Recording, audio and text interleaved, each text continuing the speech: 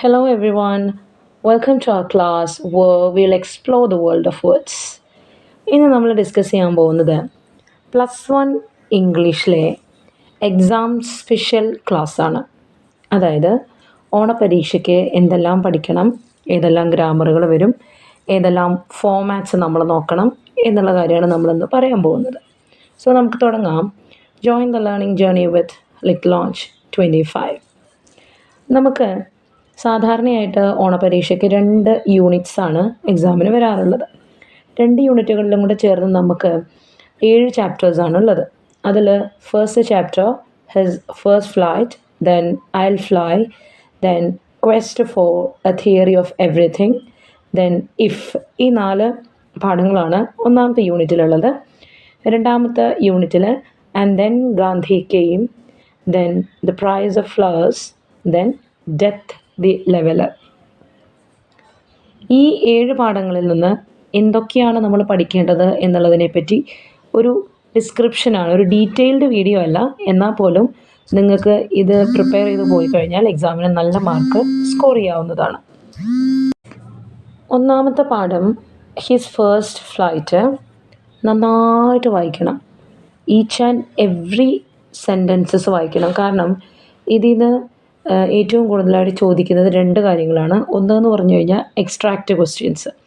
Extract questions എന്ന് പറഞ്ഞാൽ നമ്മുടെ പാഠത്തിൽ നിന്ന് ഏതെങ്കിലും 1-2 സെൻറ്റൻസസോ ഡയലോഗ്സോ തന്നതിന് ശേഷം അതുമായി റിലേറ്റ് ചെയ്ത ക്വസ്റ്റ്യൻസാണ് ചോദിക്കുക. ഏത് ചാപ്റ്ററിലെയാണ്, ആര് പറഞ്ഞതാണ്, ആരോട് പറഞ്ഞതാണ്, അല്ലെങ്കിൽ ഇതിൻ്റെ കോണ്ടെക്സ്റ്റ് എന്താണ്, സന്ദർഭം വിശദീകരിക്കുക എന്നൊക്കെ പറഞ്ഞിട്ടുള്ള ചോദ്യങ്ങളാണ് വരിക. അതിൽ the great expanse of sea എന്ന് പറയുന്ന ഒരു ഭാഗമുണ്ട് അല്ലേ, അത് നിങ്ങൾ ബുക്കിൽ നോക്കിക്കോളാം. ആ ഒരു പാരഗ്രാഫ് നല്ലപോലെ നിങ്ങളൊന്ന് പ്രിപ്പയർ ചെയ്യുക. At night, slept at night വരെയുള്ളത്.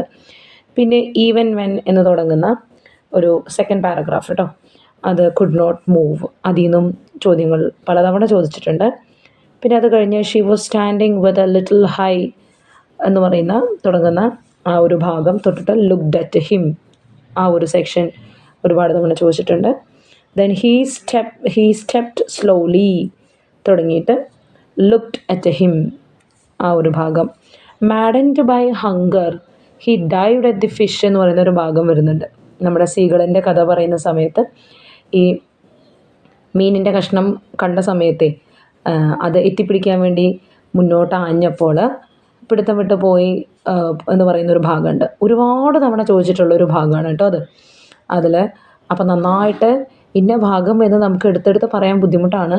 നന്നായിട്ട് വായിച്ചോളുക. ഓരോ പാരഗ്രാഫും വായിച്ച് അതിൻ്റെ അർത്ഥം കണക്ട് ചെയ്തോളുക. അത് കണ്ടു കഴിഞ്ഞാൽ ഇന്ന പാഠത്തിലുള്ളതാണ്, ഇന്ന സെക്ഷനിലുള്ളതാണ്, ഇന്നതാണ് ഇതിൻ്റെ കോണ്ടെക്സ്റ്റ് എന്ന് നിങ്ങൾ എന്ത് ചെയ്യണം, മനസ്സിലാക്കണം. പിന്നെ ഒന്നാം പാഠത്തിൽ നിന്ന് സീകളിൻ്റെ ക്യാരക്ടർ സ്കെച്ചും ഒന്ന് പ്രിപ്പയർ ചെയ്യുക. ഇതാണ് ഈ പാഠത്തിൽ നിന്ന് നമുക്ക് ചെയ്യാനുള്ള ഏറ്റവും ഇമ്പോർട്ടൻ്റ് ആയിട്ടുള്ള 2 കാര്യങ്ങൾ. Second chapter doctor APJ Abdul കലാമിൻ്റെ ഐൽ ഫ്ലൈ ആണ്. അതിൻ്റെ ഒരു 8 മാർക്കിൻ്റെ ഒരു എസ്സേ നിങ്ങൾ പ്രിപ്പയർ ചെയ്ത് വെക്കണം. പ്ലസ് അതിൽ ഒരു സ്പീച്ച്, ഇമെയിൽ എല്ലാം നമ്മൾ നോക്കി വെക്കണം. ഓക്കെ. പിന്നെ എക്സ്ട്രാക്റ്റ് ക്വസ്റ്റ്യൻസ് വരും അതിൽ നിന്ന്. അതിനുശേഷം quest for theory of everything, അതിൽ നിന്നും എക്സ്ട്രാക്റ്റ് ക്വസ്റ്റ്യൻ പ്രതീക്ഷിക്കണം. ഒരു പ്രൊഫൈൽ ആ ഒരു ഭാഗത്ത് നിന്ന് നോക്കി വെക്കണം. പ്രൊഫൈൽ നോക്കുമ്പോൾ ശ്രദ്ധിക്കണം, 7 പാഠത്തിൻ്റെയും പ്രൊഫൈൽസ് നല്ലപോലെ വായിച്ചിട്ട് വേണം വരാൻ. ഓക്കെ, അത് ഒന്ന് ശ്രദ്ധിക്കണം. അതിനുശേഷം ഇഫാണ്. ഇഫ് എഴുതുമ്പോൾ ഇഫിൻ്റെ തീം നല്ലപോലെ അറിയണം. ആദ്യം തൊട്ട് അവസാനം വരെ ഇഫിൽ എന്താണ് പറഞ്ഞുകൊണ്ടിരിക്കുന്നത്. റുഡിയാർഡ് കിപ്ലിങ്ങിൻ്റെ ഇഫാണ്, പോമാണ് ഇഫ്. അത് നന്നായിട്ട് അറിയണം. 2 പോംസാണ് നമുക്ക് ഈ സെക്ഷനിൽ പഠിക്കാനുള്ളത്. ഒന്ന് ഇഫും ഒന്ന് ഡെത്ത് ദി ലെവലറും. ഈ 2ഉം പ്രധാനപ്പെട്ടതാണ്. 2ൻ്റെയും തീം സമ്മറി ആയിട്ട് വിശദമായിട്ട് നിങ്ങൾക്കറിയണം. കാരണം ഇതിൽ നിന്ന് സ്റ്റാൻസ വൈസ് ക്വസ്റ്റ്യൻസ് ചോദിക്കും.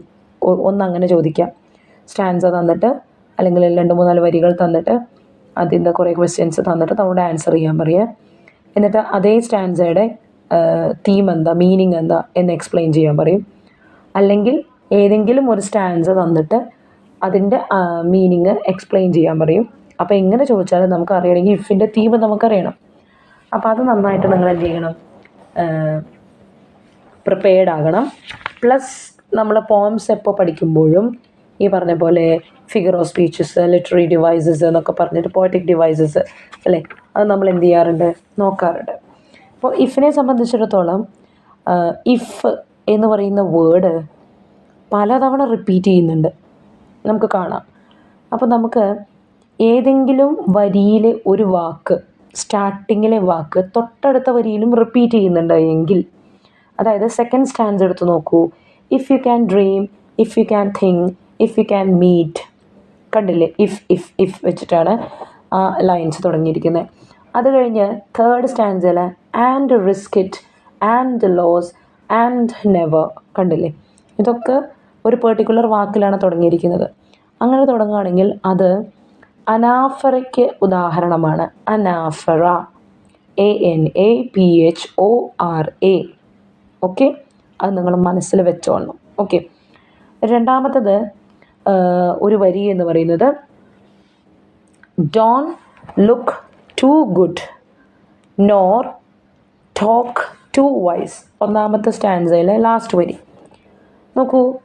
ഒരു വരിയിൽ റിപ്പീറ്റഡ്ലി വവൽ ശബ്ദങ്ങൾ വരികയാണെന്നുണ്ടെങ്കിൽ, AEIOU ശബ്ദങ്ങൾ എന്തെങ്കിലും റിപ്പീറ്റ് ചെയ്ത് വരികയാണെങ്കിൽ അത് അസോണൻസിന് ഉദാഹരണമാണ്.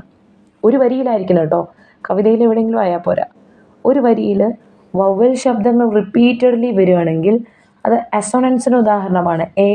ASSONANCE, assonance. ഇത് പറയുമ്പോൾ ഇതിൻ്റെ ഒപ്പം മറ്റൊരാളെ പറ്റി പറയണം. വവൽ ശബ്ദങ്ങൾ റിപ്പീറ്റ് ചെയ്താൽ അസോണൻസ് ആണെങ്കിൽ, കോൺസണൻറ്റ് ശബ്ദങ്ങൾ റിപ്പീറ്റ് ചെയ്താൽ എന്തായിരിക്കും വരിക? അതാണ് alliteration. Alliteration, ALLITERATION, alliteration. Alliteration എങ്ങനെയാണ്?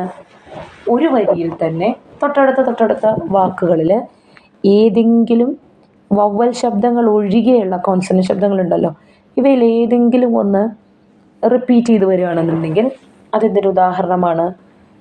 അലിറ്ററേഷൻ ഉദാഹരണമാണ്. അതിൽ ടോക്ക് ടു നോക്ക്, ടോക്ക് ടു ഏത് ശബ്ദമാണ് റിപ്പീറ്റ് ചെയ്യുന്നത്? ട് അല്ലേ. ദെൻ വേറൊന്നിൽ വരുന്നുണ്ട് treat these two, treat these two. അതിൽ നോക്കൂ, സ്പെല്ലിംഗ് വൈസ് നമ്മൾ നോക്കുകയാണെങ്കിൽ ട്രീറ്റ് തുടങ്ങുന്നതും ടീയിലാണ്, ദീസ് തുടങ്ങുന്നതും ടീയിലാണ്, ടു തുടങ്ങുന്നതും ടീയിലാണ്. പക്ഷെ അതിൽ ദീസ് പെടില്ല. കാരണം എന്താ?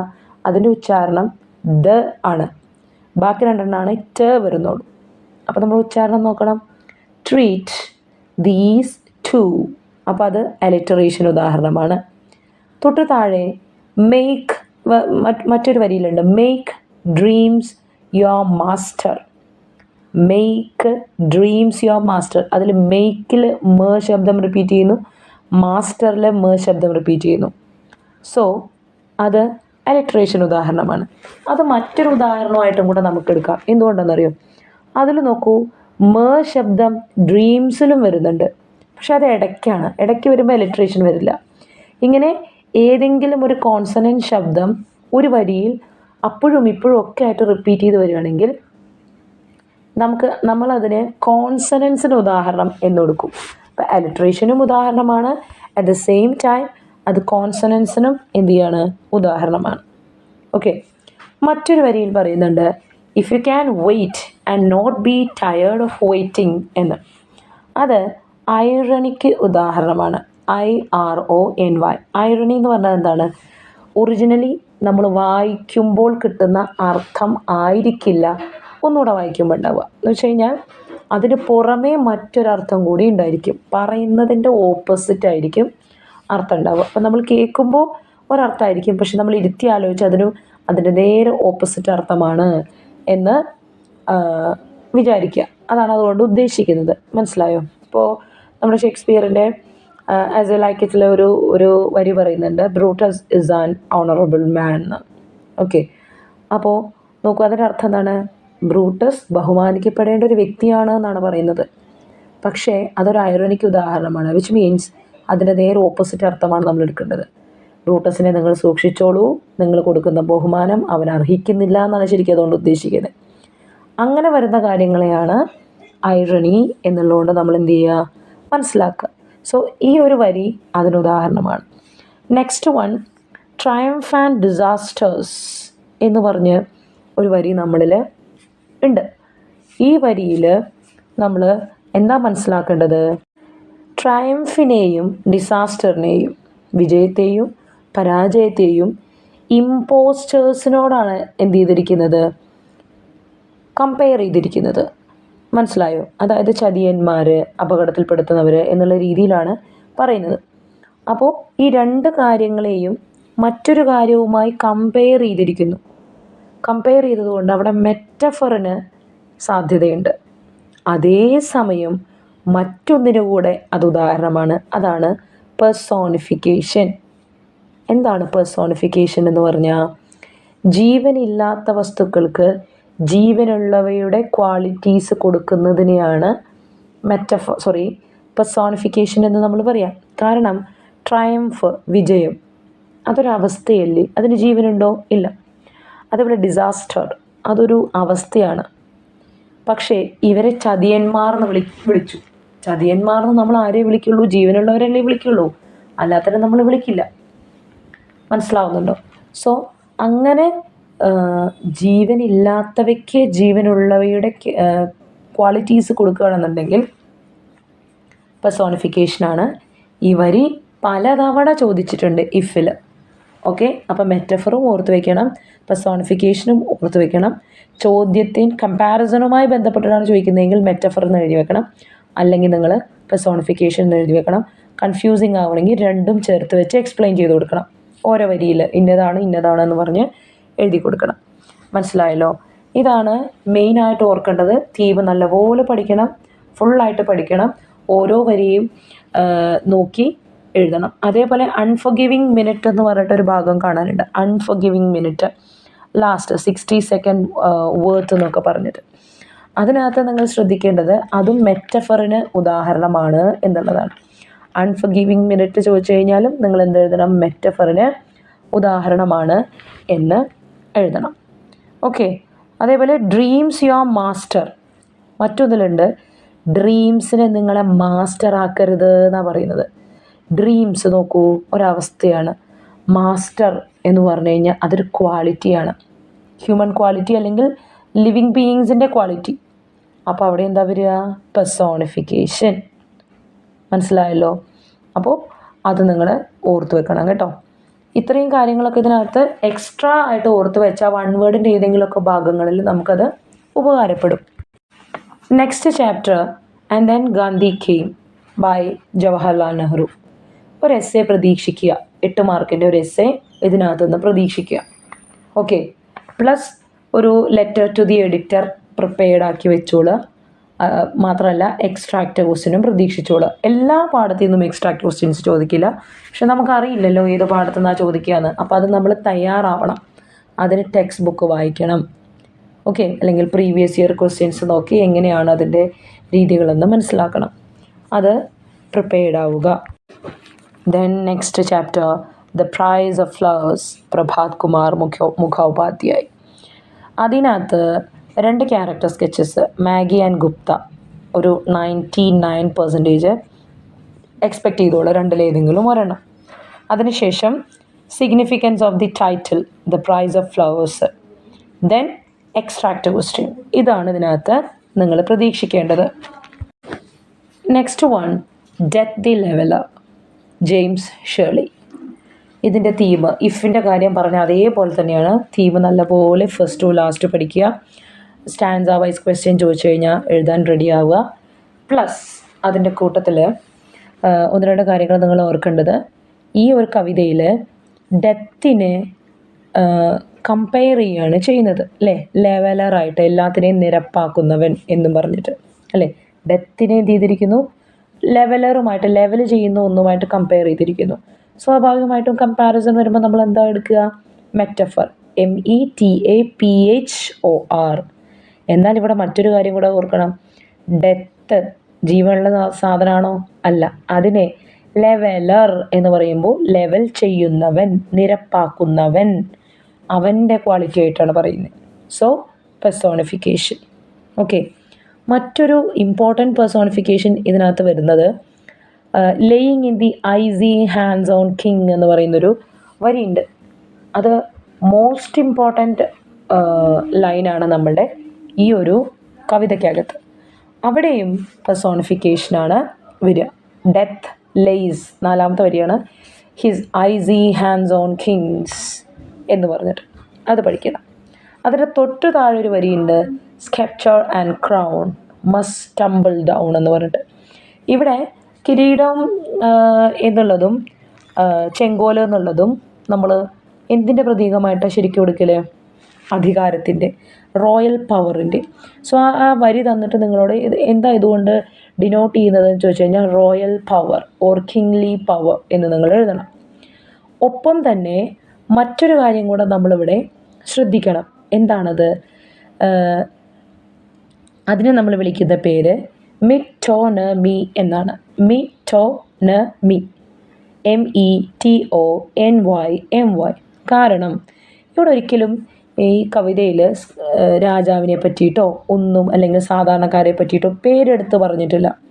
അതിന് പകരം മറ്റു പല കാര്യങ്ങളും പറഞ്ഞ് അത് ഇതാണ് ഉദ്ദേശിക്കുന്നത് എന്നാണ് പറഞ്ഞിരിക്കുന്നത്. നോക്കൂ, സ്കെപ്ചർ ആൻഡ് ക്രൗൺ എന്താണ്? ചെങ്കോലും കിരീടവും എന്ന് അങ്ങനെയാണ് പറഞ്ഞിരിക്കുന്നത്. നമ്മൾ അതിൽ നിന്ന് മനസ്സിലാക്കിയെടുക്കുന്നത് എന്താണ്? ഓ, ഇത് കിങ്ലി പവറിനെയാണല്ലോ ഉദ്ദേശിക്കുന്നത്. അങ്ങനെ ഒരു കാര്യം പറഞ്ഞ് മറ്റൊന്നിനെ നമ്മൾ അതിൽ നിന്ന് മനസ്സിലാക്കണമെങ്കിൽ അതിനെ വിളിക്കുന്ന പേരാണ് മിറ്റോണമി. മനസ്സിലായോ? മിറ്റോണമി. അപ്പോൾ അതിൻ്റെ തൊട്ട് താഴെ മറ്റൊന്നുണ്ട്, മറ്റൊരു കാര്യം പറയുന്നുണ്ട്, സ്കൈത്ത് ആൻഡ് സ്പെയ്ഡ് എന്ന്. അതേ സ്റ്റാൻസയിൽ ലാസ്റ്റ് പറയുന്നുണ്ട് സ്കൈത്ത് ആൻഡ് സ്പെയ്ഡ്. സ്കൈത്ത് ആൻഡ് സ്പെയ്ഡ് എന്ന് പറഞ്ഞാൽ അരിവാളും തൂമ്പയും. അത് രാജാവിനെ കാണിക്കുന്നതാണോ? അല്ല. അരിവാളും തൂമ്പയും പിന്നെ ആരെയാണ് കാണിക്കുക? സാധാരണക്കാരായ ജനങ്ങളെയാണ് കാണിക്കുക, കോമൺ പീപ്പിളിനെ. അപ്പോൾ കോമൺ പീപ്പിൾ എന്ന് പറയുന്നതിന് പകരം സ്കൈത്ത് ആൻഡ് സ്പെയ്ഡ് എന്ന് പറഞ്ഞിരിക്കുന്നു. മനസ്സിലായല്ലോ? അപ്പോൾ അവിടെയും എന്താ വരിക? മിറ്റോണമിയാണ് വരിക എന്ന് മനസ്സിലാക്കുക. ഓക്കെ. ലാസ്റ്റ് സ്റ്റാൻസയിൽ വിക്ടർ വിക്ടിം ബ്ലീഡ്സ് എന്ന് പറഞ്ഞിട്ടുണ്ട്. അതിൽ നോക്കൂ, വിക്ടർ എന്ന് പറഞ്ഞാൽ വിജയിച്ചവനും വിക്ടിം എന്ന് പറഞ്ഞു കഴിഞ്ഞാൽ പരാജയപ്പെട്ടവനുമാണ്, ഇരയുമാണ് അല്ലേ? അപ്പോൾ അതിൽ കോൺട്രാഡിക്റ്ററി ആയിട്ടുള്ള രണ്ട് കാര്യങ്ങളെ ചേർത്ത് വെച്ചിട്ടാണ് അവിടെ പറഞ്ഞിരിക്കുന്നത്. ഒരാൾ വിജയിച്ചവൻ, അതിൻ്റെ നേരെ ഓപ്പോസിറ്റാണ് ആര്? പരാജയപ്പെട്ടവൻ. അങ്ങനെ കോൺട്രാഡിക്റ്ററി ടേംസിനെ ഒരുമിച്ച് ടുഗെദറായിട്ട് കൊണ്ടുവരികയാണെങ്കിൽ അതിനൊരു പേരുണ്ട്, അതാണ് ഒക്സിമോറൻ. ഒക്സിമോറൻ, ഓക്സിമോറോണും ഓക്സിമറോൺ എന്നൊക്കെ പറഞ്ഞു കേട്ടിട്ടുണ്ട്. ഒക്സിമോറൻ എങ്ങനെയാണ് മനസ്സിലാക്കുക? കോൺട്രാഡിക്റ്ററി ആയിട്ടുള്ള കാര്യങ്ങളെ ചേർത്ത് വെച്ച് പറയുകയാണെങ്കിൽ ഓക്സിമോറോൺ, അല്ലെങ്കിൽ നമ്മൾ ജക്സ്റ്റാപ്പൊസിഷൻ എന്നും അതിനെ പറയാറുണ്ട്. ഓക്കെ. ദെൻ അടുത്ത് നിങ്ങൾ ഓർക്കേണ്ടത് എൻജാംമെൻ്റ് ആണ്. എൻജാംബ്മെൻ്റ് എന്നെഴുതും. ENJAMBMENT എന്ന് പറഞ്ഞാൽ നമ്മളെന്താ മനസ്സിലാക്കേണ്ടതെന്നറിയോ? ഇപ്പോൾ കവിതകളിൽ ഇങ്ങനെ വരികളായിട്ടാണല്ലോ നമുക്ക് തരിക. അപ്പോൾ ഒരു വരി വായിച്ചാൽ തന്നെ നമുക്ക് അതിൻ്റെ അർത്ഥം കിട്ടും, അടുത്ത വരി വായിക്കുമ്പോൾ അർത്ഥം കിട്ടും, അടുത്ത വരിയിൽ അർത്ഥം കിട്ടും, അങ്ങനെ പോവുക. എന്നാൽ ചില വരികൾ ഒരു വരി മാത്രം വായിച്ചാൽ നമുക്ക് അർത്ഥം കിട്ടില്ല, അതിൻ്റെ ബാക്കിയായിരിക്കും അടുത്ത വരിയിലുണ്ടാവുക. ഈ രണ്ട് വരികളും കൂടെ ചേർത്ത് വായിക്കുമ്പോഴാണ് എന്ത് കിട്ടുള്ളൂ? നമുക്കതിൻ്റെ അർത്ഥം കിട്ടുള്ളൂ. അങ്ങനെയുള്ളൊരു വരിയാണ് നമ്മുടെ കവിതയിലെ last 2 lines. Only the actions of the just smell sweet and blossom in their dust എന്ന് പറയുന്നത്. ജസ്റ്റിൽ അത് നമുക്ക് ഫിനിഷ് ചെയ്യാൻ പറ്റില്ല. Smell sweet and blossom in their dust എന്നും കൂടെ ചേരുമ്പോഴാണ് എന്ത് ചെയ്യുള്ളൂ? നമുക്കത് കംപ്ലീറ്റഡ് ആവുള്ളൂ. അങ്ങനെയുള്ള കാര്യങ്ങൾക്കാണ് എൻജായ്മെൻറ്റ് എന്ന് നമ്മൾ എന്ത് ചെയ്യുക? പറയുക. ഇത്രയുമാണ് നമുക്ക് ചാപ്റ്റർ വൈസ് ശ്രദ്ധിക്കേണ്ടത്. ഇനി ഏതൊക്കെ ഫോമാറ്റുകളും ഗ്രാമറുകൾ ഏതൊക്കെ നോക്കണം എന്നുള്ളതാണ് അടുത്തത്. ഇമെയിൽ നോക്കണം. ഏത് പാഠത്തുനിന്ന് വരുമെന്ന് നമുക്കറിയില്ല. ഏത് പാഠത്തുനിന്ന് വന്നാലും നമ്മൾ പ്രിപ്പയർഡ് ആയിക്കൊള്ളണം. ഇമെയിൽ 4 മാർക്കിന്, ഇൻ്റർവ്യൂ ക്വസ്റ്റ്യൻസ് 4 മാർക്കിന്, സ്പീച്ച് 4 മാർക്കിനോ 6 മാർക്കിനോ എക്സ്പെക്റ്റ് ചെയ്യണം. ലാസ്റ്റിലാണ് ചോദിക്കുന്നത് എങ്കിൽ 8 മാർക്കിനായിരിക്കും. ക്വസ്റ്റ്യൻ പേപ്പറിൻ്റെ ലാസ്റ്റ് ഭാഗത്താണെങ്കിൽ 8 മാർക്കിനായിരിക്കും. പിന്നെ ഒരു ലെറ്റർ ടു ദി എഡിറ്റർ 6 മാർക്കിന് പ്രതീക്ഷിക്കണം. ക്യാരക്ടർ സ്കെച്ച് 4 മാർക്കിന് പ്രതീക്ഷിക്കണം. ഈ ഓണപരീക്ഷയ്ക്ക് വരാൻ സാധ്യതയില്ലാത്തതാണ്, എന്നാലും നമ്മളൊന്ന് നോക്കി വെക്കുന്നത് നല്ലതായിരിക്കും. ഒരു ട്രാവൽ ഇൻഫോ, ഒരു ട്രാവൽ എസ്സേ, രണ്ടിനും 4 മാർക്ക് വീതമാണ്. ഓക്കെ. ദെൻ ഒരു പ്രൊഫൈല്, നമ്മുടെ ഓഥേഴ്സിൻ്റെ തന്നെ നന്നായിട്ട് ഈ ഓഥേഴ്സിനെ നോക്കി പോവുക. കോൺവെർസേഷൻ പ്രൊഫൈൽ 6 മാർക്കിന്, കോൺവെർസേഷൻ 6 മാർക്കിന്. ലൈവ് TV റിപ്പോർട്ട് സാധ്യത കുറവാണ്, എന്നാൽ +1 ഉറപ്പായും ചോദിക്കുന്നതാണ്. ജസ്റ്റ് ഒന്ന് നോക്കി വെച്ചോളൂ. ലൈവ് TV റിപ്പോർട്ട് 6 മാർക്കിനാണ്. ആൻഡ് ദ ലാസ്റ്റ് ക്വസ്റ്റ്യൻ, അതാണ് നമ്മൾ നല്ലപോലെ ശ്രദ്ധിക്കേണ്ട ഒരു 8 മാർക്കിൻ്റെ ക്വസ്റ്റ്യൻ അവിടെ കിടപ്പുണ്ട്. ഇതെന്ന് പറയുന്നത് ഏതെങ്കിലും ഒരു കവിത തന്നിട്ട് ആ കവിത നല്ലപോലെ വായിച്ച് മനസ്സിലാക്കി അതിൻ്റെ ഒരു ക്രിട്ടിക്കൽ അപ്രീസിയേഷൻ തയ്യാറാക്കാനാണ് പറയുക.